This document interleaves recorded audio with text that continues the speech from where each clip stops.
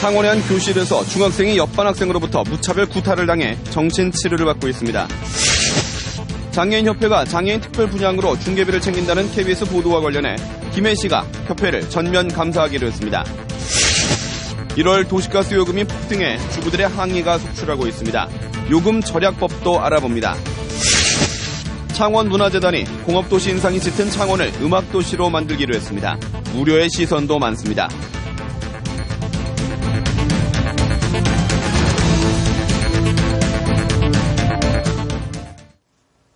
안녕하십니까. 이어서 경남 소식입니다. 경남교육청은 지난해 학교폭력 실태조사 결과 초중학생의 학교폭력이 크게 감소했다고 발표했습니다. 하지만 수치와는 별개로 현장에서는 심각한 학교폭력이 계속되고 있습니다. 조미령 기자의 보도입니다. 창원의 한 중학교 3학년 교실입니다. 남학생 한 명이 고개를 숙인 채 문 앞에 서 있습니다. 이때 옆반 학생이 다가오더니 멱살을 잡고 얼굴을 마구 때립니다.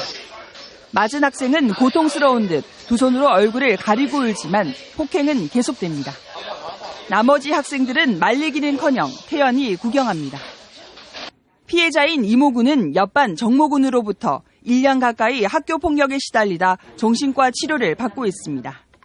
라면을 끓이거나 물건을 사오는 등 원치 않는 심부름을 강요받고 친구 집에 가서 전자담배를 훔쳐올 것을 요구받았습니다. 심한 욕설이 섞인 협박 문자도 종종 받았습니다. PC방에서 같이 게임을 하는데 제가 좀 못했다고 거기 앉아있는 상태에서 저 얼굴 그렇게 때리고. 지난해 9월 학교폭력 실태 조사 결과를 발표한 경남교육청. 학교폭력을 당했다는 학생들의 피해 응답률은 1.1%로 지난해 3월 상반기 조사 때보다 0.4%포인트 감소했다고 밝혔습니다. 가해 응답률 역시 1차 조사 때보다 0.1%포인트 감소해 0.5%로 미미했습니다. 학교폭력이 감소하고 있다는 통계 수치에도 학교 현장에서는 변화의 조짐이 보이지 않고 있습니다. KBS 뉴스 조미령입니다. 장애인협회가 아파트 분양권 당첨을 받은 장애인들을 대상으로 수차례 소개비를 챙겨왔다는 KBS 보도와 관련해 피해 장애인이 계속 늘어나자 김해 씨가 해당 장애인협회에 대해 전면 감사를 하기로 했습니다. 차주화 기자가 취재했습니다.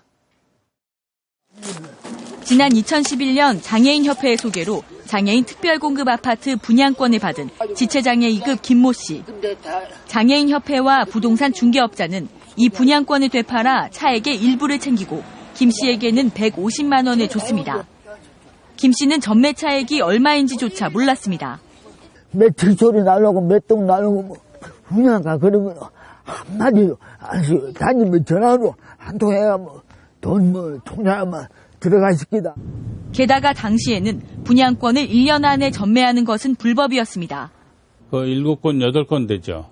금액을 20%라는 한정치를 만들어놨기 때문에 20%지 금액은 20%가 안 될 수도 있었고 막 그랬어요. 해당 장애인협회는 해마다 김해 씨로부터 1,200여만 원을 지원받고 있습니다. 김해 씨는 장애인협회가 부동산 중개에 관여해 수익을 챙긴 경위에 대해 전면 감사를 하기로 했습니다. 1,200 정도 운행비를 줍니다. 그에 대한 감사만 실시하지 그에 회계에 포함되지 않는 그런 금액까지는 운영이나 회원관리 그리고 후원금 관리 전반에 대해서 특별 점검을 실시할 겁니다. 김해 씨는 또 장애인 특별 분양 과정에서 부동산 중개업자와 장애인협회가 실정법을 어겼는지를 파악해 경찰 수사 의뢰를 검토하기로 했습니다. KBS 뉴스 차주화입니다. 사천축협의 이상한 땅 거래 의혹이 커지고 있습니다. 왜 4-5배 비싼 가격에 축산시장터를 매입했는지 사천축협은 명확하게 해명을 하지 못하고 있습니다. 보도에 송현준 기자입니다. 불과 몇 달 만에 4-5배 오른 가격으로 땅을 산 사천축협. 지난 2010년 사천축협이 가축시장터를 산 가격은 3.3제곱미터에 49만 7천 원. 당시 해당 토지에 공장 설립이 추진되었기 때문에 근처 공장 용지 가격으로 샀다는 것이 축협의 설명입니다. 그렇다면 지금 축협의 땅값은 얼마나 될까? 하지만 사천축협 가축시장의 현재 공시지가는 인근 공장 용지 공시지가보다 낮다는 게 문제입니다.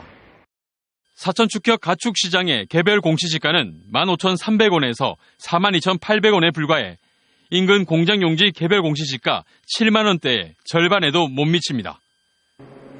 개별 공시지가가 실제 가격을 가늠해 볼 수 있는 척도인 만큼 축협의 땅은 주변 공장용지 가격을 받을 수 없다는 것이 전문가들의 설명입니다. 공시지가가 두세 배 제한데도 불구하고 공시지가 두세 배 높은 땅하고 같이 팔겠다 하는 것은 쉽지가 않을 것으로 이렇게 보입니다. 축협 땅의 가격이 낮은 이유는 지목이 공장 용지가 아닌 임야와 잡종지이기 때문. 말 그대로 나대지죠, 그죠? 그런데 밑에 있는 필지는 지금 공장이 들어서고 공업 용지로서 활용 가치가 있기 때문에 공시지가가 이렇게 두세 배 차이가 나는 겁니다.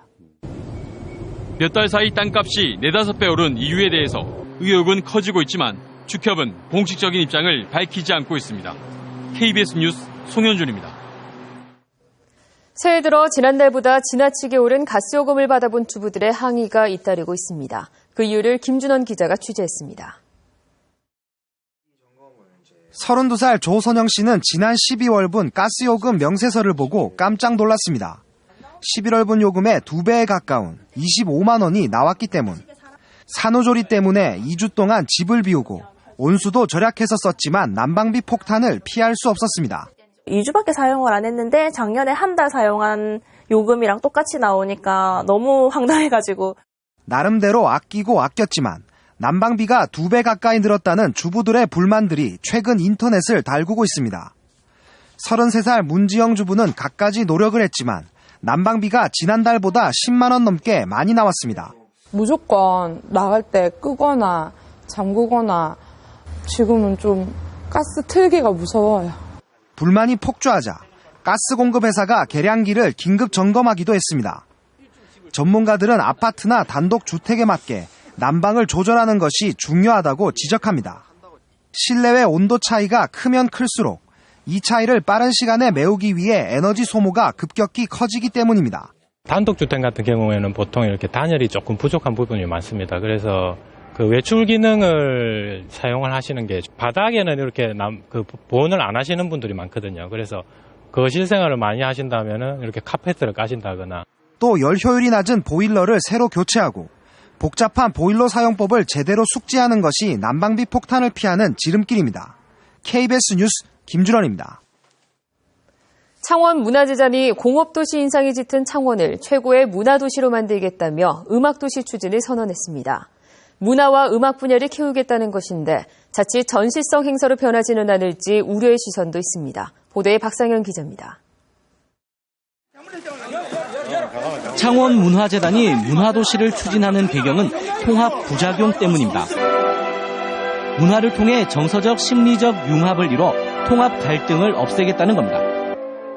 재단은 이를 위해 창원을 대한민국 음악도시로 만들겠다는 포부를 밝혔습니다. 어떤 음악이든지 이 지역에서 많이 활동이 벌어질 거예요. 시민들이 어디 그냥 거리에 나서면은 쉽게 그냥 음악을 접할 수 있는 그런 환경적 요건이 갖춰질 겁니다. 가을에 열리는 K-팝 페스티벌 같은 콘텐츠를 이용해 시너지 효과를 낼 계획입니다. 지역음악계는 음악도시 추진은 환영하면서도 자칫 관주도의 전시 행정으로 흐르지 않을까 우려를 나타내고 있습니다.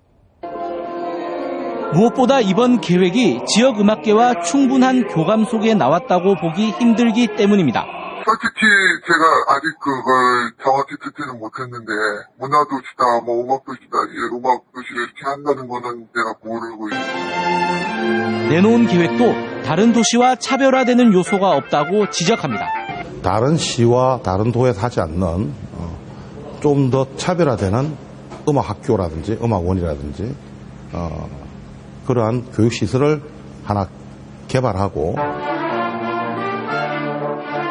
음악도시라는 구호가 한때 반짝했다 사라지지 않도록 치밀한 준비가 필요해 보입니다. KBS 뉴스 박상현입니다. 마산 해양신도시에 세계에서 가장 높은 633m의 관광타워와 또 마산만을 가로지르는 해상 케이블카를 설치하자는 사업계획이 제출됐습니다. 창원 관광타워 주식회사는 마산 해양신도시 특별계획구역 안에 약 2조 원의 사업비를 투입해 관광타워와 해상 케이블카, 공연장, 레포츠 시설을 만들겠다고 밝혔습니다. 한편 창원시는 현재 투자자를 모집할 용역업체를 선정 중이며 올해 말 최종 개발 계획을 세우기로 했습니다. 다음은 저희 KBS 창원방송총국에 이웃돕기 성금을 보내주신 분들입니다. 대한한돈협회 의령군 지부 회원 여러분 1,000만 원, 주식회사 시텍 장종만 대표이사와 직원 556만 4천 원, 창원 노블파크 입주자 대표회의와 부녀회 50만 원, 전국 수산물 중도매인협회 통영지회 50만 원을 보내주셨습니다. 의령군 화정면 박영수 씨 32만여 원, 떡류 임가공협회 통영시 지부 30만 원, 의령군 화정면 박이수 씨 30만 원, 거창군 농업경영인연합회 가조지회 30만 원을 맡겨주셨습니다. 성금을 보내주신 분들께 감사드립니다.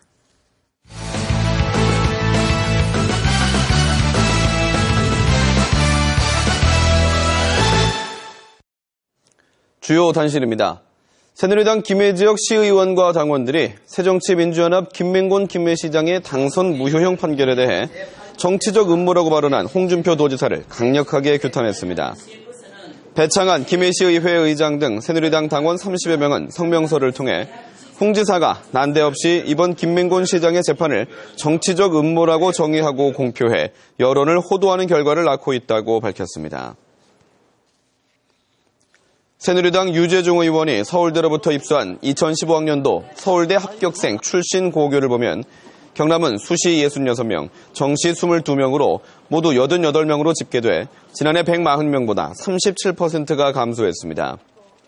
이는 서울대가 지난해 지역균형 선발 기준에서 수능 최저 학력 기준을 2개의 영역 2등급 이내에서 3개의 영역 2등급 이내로 강화했기 때문으로 분석됐습니다. 창원 중앙역세권이 다음 달부터 본격 개발에 들어갑니다. 경남개발공사는 창원시 의창구 용동 일대에 추진하는 창원 중앙역세권 개발 사업의 시공사를 이달 안으로 최종 결정하고 다음 달 착공할 계획이라고 밝혔습니다. 창원 중앙역세권 개발은 용동 일대 29만 제곱미터에 1,300억 원을 들여 공원과 도로 등 도시 기반 시설을 비롯해 상업과 업무단지를 만드는 사업입니다. 창원에서 전통시장에 지원되는 돈의 일부가 부당하게 집행된 사실이 드러나 창원시가 돈을 환수 조치했습니다. 창원시는 창원시 성산구의 한 시장에서 지난해 지급된 배송서비스 운용 보조금을 상인회 간부가 빼돌린 사실을 확인해 시비 500만 원을 환수하고 추가 조사를 벌이고 있다고 밝혔습니다. 창원시가 중금속 오염 우려가 있는 마산만 퇴적토를 마산해양신도시에 투기하지 않기로 했습니다. 창원시는 현재 마산해양신도시에 준설토가 계획량만큼 반입됐기 때문에 현재 준설토를 추가로 반입할 계획은 없다고 설명했습니다. 경남 소식이었습니다.